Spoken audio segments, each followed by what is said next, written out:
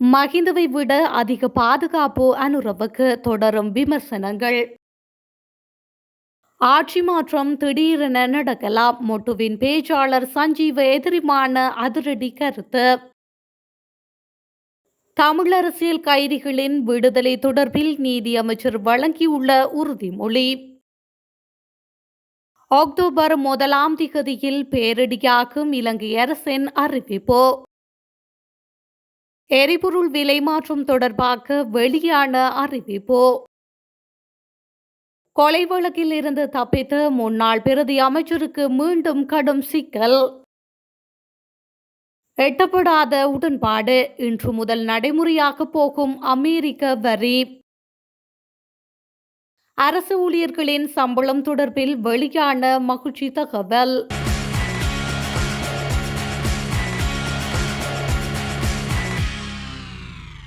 முன்னாள் ஜனாதிபதி மஹிந்த ராஜபக்ஷவை விட தற்போதைய ஜனாதிபதி அனுரகுமார திசாநாயக்க அதிக பாதுகாப்பை பயன்படுத்துவதாக பொதுஜன பெரமுன கட்சியின் பொதுச் செயலாளர் சாகர காரியவசம் தெரிவித்துள்ளார். அவர் மேலும் குறிப்பிடுகையில், பயங்கரவாதத்திலிருந்து நாட்டை விடுவித்த முன்னாள் ஜனாதிபதி மஹிந்த ராஜபக்ஷவிற்கு இன்றும் அதிகமான அச்சுறுத்தல்கள் உள்ளன. அவருக்கு மிகவும் கடுமையான பாதுகாப்பை வழங்க ஏற்பாடுகள் செய்யப்பட்ட போதிலும் அரசாங்கம் அதனை தடுத்திருந்தது. தற்பொழுது மஹிந்த ராஜபக்ஷவை விட அனுரகுமார திசாநாயக்க அதிக பாதுகாப்பை பயன்படுத்துகின்றார். இவ்வாறு இருக்க ஜனாதிபதி அனுரகுமார திசாநாயக்கவிற்கு வழங்கப்படும் பாதுகாப்பு போதாது என்றும் கூடுதல் பாதுகாப்பை வழங்க வேண்டும் என்றும் அமைச்சர் லால்காந்த எந்த வெட்கமும் இல்லாமல் கூறியுள்ளார். இதேவேளை நெடுஞ்சாலைகள் கட்டும் பணியை மீண்டும் சீனாவிற்கு வழங்க அரசாங்கம் முடிவு செய்துள்ளது. ஜனாதிபதி எதிர்க்கட்சியில் இருந்தபோது சீனாவுடனான ஒப்பந்தங்களை விமர்சித்துவிட்டு தற்பொழுது சீனாவுடன் மீண்டும் வணிகம் செய்ய முடிவு செய்தது விதியின் நகைச்சுவை. வாக்காளர்களை மகிழ்விப்பதற்கும் அவர்களின் வாக்குகளை பெறுவதற்கும் அவர் கூறிய கருத்துக்களில் எவ்வித உண்மையும் இல்லை என்று சாகர காரியவசம் மேலும் தெரிவித்துள்ளார். ஆட்சி மாற்றத்துக்காக 2029 வரை காத்திருக்க வேண்டியதில்லை. அதற்கு முன்னர் கூட ஜனநாயக வழியில் அது நடக்கலாம் என ஸ்ரீலங்கா பொதுஜன பெரமுன கட்சியின் பேச்சாளர் சஞ்சீவ எதிரிமான தெரிவித்துள்ளார். இது தொடர்பில் அவர் மேலும் கூறியதாவது, அடுத்த ஜனாதிபதி யார் என்ற கருத்தாடல் சமூகத்தில் உருவாக்கியுள்ளது. அனுரதான் அடுத்த ஜனாதிபதி என்றோ அல்லது பிரதான எதிரணி ஆட்சியை கைப்பற்றும் என்றோ சமூகத்தில் கருத்துக்கள் இல்லை. நாமலை பற்றி தான் தேடப்படுகின்றது. நாமல் தான் அடுத்த ஜனாதிபதி என்ற கருத்தை நாம் உருவாக்கவில்லை. அது சமூகத்தின் பிரதிபலிப்பாக மாறியுள்ளது. இயற்கையாகவே தான் அந்த கருத்தாடல் உருவாக்கியுள்ளது. ஜனாதிபதி தேர்தலுக்கு இன்னும் 4 வருடங்கள் உள்ளன என்பது உச்சபட்ச கால எல்லையாகும். எனினும் அதற்கு முன்னர் ஆட்சியை மாற்றலாம். இலங்கையில் இதற்கு முன்னர் இப்படி நடந்தும் உள்ளது. பதவிக்காலம் முடியும் வரை தேசிய மக்கள் சக்தி அரசு பயணிக்கும் என்பதற்குரிய அறிகுறிகள் எதுவும் இல்லை. அரசமைப்பு ரீதியாக கூட ஆட்சி மாற்றம் இடம்பெறலாம். ஜனநாயக வழியிலேயே ஆட்சி மாற்றம் நிகழக்கூடும் என அவர் மேலும் தெரிவித்துள்ளார். நீதியமைச்சர் ஹர்ஷன நாணயக்காரவகம் குரலற்றவர்களின் குரல் அமைப்பின் பிரதிநிதிகள் சிறையில் உள்ள தமிழ் அரசியல் கைதிகளின் குடும்ப உறுப்பினர்கள் ஆகியோருக்கும் இடையே சந்திப்பு ஒன்று நடைபெற்றுள்ளது. குறித்த சந்திப்பானது கொழும்பு நீதியமைச்சின் அலுவலகத்தில் இடம்பெற்றுள்ளது. இதன்போது 15 முதல் 30 வருடங்கள் இலங்கை சிறைகளில் தடுத்து வைக்கப்பட்டுள்ளவர்களின் குடும்ப உறுப்பினர்கள் தங்கள் உறவினர்களின் நீண்டகால சிறைவாசம் காரணமாக தாங்கள் எதிர்கொண்ட உளவியல் சமூக மற்றும் பொருளாதார சவால்களை கண்ணீருடன் எடுத்துரைத்தனர். தங்களின் அன்புக்குரியவர்களை விரைவாக விடுதலை செய்யுமாறு அமைச்சரிடம் கூட்டாக கோரிக்கை விடுத்தனர். இலங்கையின் இன முரண்பாடுகளால் உருவான போரின் விளைவுகளான தமிழ் அரசியல் கைதிகள் விவகாரத்தில் மனிதாபிமான அடிப்படையில் தீர்வு காண்பது அவசியமாகும். மேலும் பயங்கரவாத தடை சட்டம் ஊடாக கைது செய்யப்பட்டவர்களின் விடுதலை தொடர்பிலும் கவனம் செலுத்தப்பட்டது. நீதியமைச்சர் ஹர்ஷன நாணயக்கார கோரிக்கைகளை தான் காதுகளால் கேட்கவில்லை, இதயத்தால் கேட்கின்றேன் என்று குறிப்பிட்ட சட்ட கட்டமைப்பிற்குள் இருந்து இந்த பிரச்சனையை தீர்க்க நடவடிக்கை எடுப்பதாக கூறியுள்ளார். அரசியல் கைதிகளின் பொது மன்னிப்பு சார்ந்த விடயங்கள் ஜனாதிபதியின் அதிகாரத்தின் கீழ் வருகின்றமையால் ஜனாதிபதியின் கவனத்திற்கு கொண்டு சென்று தொடர்ச்சியான நடவடிக்கைகளை மேற்கொள்ள அமைச்சர் உறுதியளித்துள்ளார். இந்த சந்திப்பானது கடந்த ஜனவரி 2025 முதல் ஜனாதிபதி மாற்றம் பிரதமருடனான எழுத்துமுள்ள கோரிக்கைக்கு அமைவாக இடம்பெற்றமையும் குறிப்பிடத்தக்கது.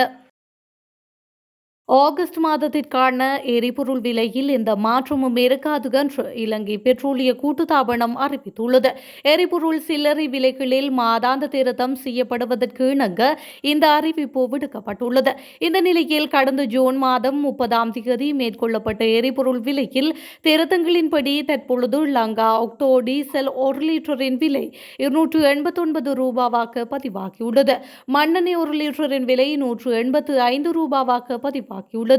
92 ஒக்டேன் பெட்ரோல் 1 லிட்டரின் விலை 305 ரூபாவாக பதிவாகியுள்ளமையும் குறிப்பிடத்தக்கது. நபரொருவரை படுகொலை செய்த வழக்கில் முன்னாள் பிரதி அமைச்சர் பிரேமலால் ஜெயசேகரவுக்கு விதிக்கப்பட்ட மரண தண்டனை ரத்து செய்யப்பட்டதற்கு எதிரான ஆட்சேபனை மனு விசாரணைக்கு ஏற்கப்பட்டுள்ளது. கடந்த 2015ஆம் ஆண்டு ஜனாதிபதி தேர்தலின் போது அன்றைய பொது வேட்பாளர் மைத்ரிபால ஸ்ரீசேனவை ஆதரித்து ரக்லானை நகரில் நடைபெற்ற பிரச்சார கூட்டத்தில் கலந்து கொண்ட ஆதரவாளர்கள் மீது துப்பாக்கி பிரயோகம் மேற்கொள்ளப்பட்டிருந்தது. குறித்த துப்பாக்கி பிரயோகத்தை மேற்கொண்ட முன்னாள் பிரதி அமைச்சர் பிரேமலால் ஜெயசேகர உள்ளிட்ட மூவருக்கு எதிராக ரத்னபுரி மேல் நீதிமன்றம் மரண தண்டனை விதித்து தீர்ப்பளித்திருந்தது. இருப்பினும் கடந்த கோட்டாபய ஆட்சியின் போது குறித்த தீர்ப்புக்கு எதிராக பிரேமலால் ஜெயசேகர உள்ளிட்டோர் தாக்கல் செய்திருந்த மேன்முறையீட்டில் அவர்களுக்கு எதிரான மரண தண்டனை ரத்து செய்யப்பட்டு மூவரும் நிரபராதிகளாக விடுதலை செய்யப்பட்டிருந்தனர். இந்த நிலையில் குறித்த தீர்ப்புக்கு எதிராக பாதிக்கப்பட்ட தரப்பினர் உச்சநீதிமன்றத்தில் ஆட்சேபனை மனு தாக்கல் செய்திருந்தனர். குறித்த ஆட்சேபனை மனுவை விசாரணைக்கு ஏற்க உள்ளதாக அறிவித்துள்ள உச்சநீதிமன்றம் எதிர்வரும் 2026ஆம் ஆண்டின் பிப்ரவரி தொடக்கம் குறித்த ஆட்சேபனை மனு தொடர்பான விசாரணைகள் நடைபெறும் என்றும் அறிவித்துள்ளமை குறிப்பிடத்தக்கது. அரசு சேவையில் நிலவும் சம்பள முரண்பாடுகள் மற்றும் தொடர்புடைய பிரச்சினைகளுக்கு தீர்வு காண நியமிக்கப்பட்ட துணைக்குழு முழு அரசு சேவைக்கும் புதிய சம்பள அமைப்பை அறிமுகப்படுத்துவதற்கான முன்மொழிவுகளை சமர்ப்பிக்கும் என்று எதிர்பார்க்கப்படுகின்றது. தற்போதுள்ள பதவிகள், தொடர்புடைய கடமைகள் மற்றும் சம்பள அளவுகள் போன்றவற்றை அறிவியல் ரீதியாக மதிப்பாய்வு செய்த பின்னர் இந்த முன்மொழிவுகள் சமர்ப்பிக்கப்படும் என்று எதிர்பார்க்கப்படுகின்றது.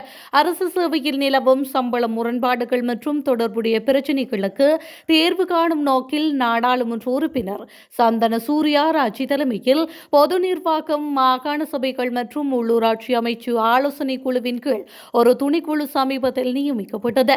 இந்த முடிவு அமைச்சர் AHMH அபேரத்ன தலைமையில் பிரதியமைச்சர் P. ருவன் சேனரத்ன மற்றும் பிற நாடாளுமன்ற உறுப்பினர்களின் பங்கேற்புடன் நாடாளுமன்ற வளாகத்தில் நடைபெற்ற பொது நிர்வாகம், மாகாண சபைகள் மற்றும் உள்ளூராட்சி அமைச்சு ஆலோசனை குழுவின் சமீபத்திய கூட்டத்தின் போது எடுக்கப்பட்டது.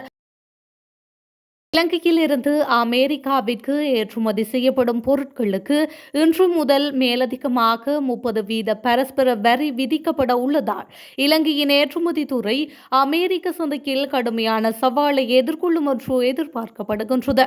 தற்பொழுது பொருந்தக்கூடிய வரி விகிதங்களுடன் மேலதிகமாக இந்த புதிய வரிகள் விதிக்கப்படுவதால் இலங்கைக்கும் அமெரிக்காவிற்கும் இடையிலான பேச்சுவார்த்தைகள் இன்னும் இறுதி உடன்பாட்டை எட்டவில்லை என்று தெரிவிக்கப்படுகின்றது.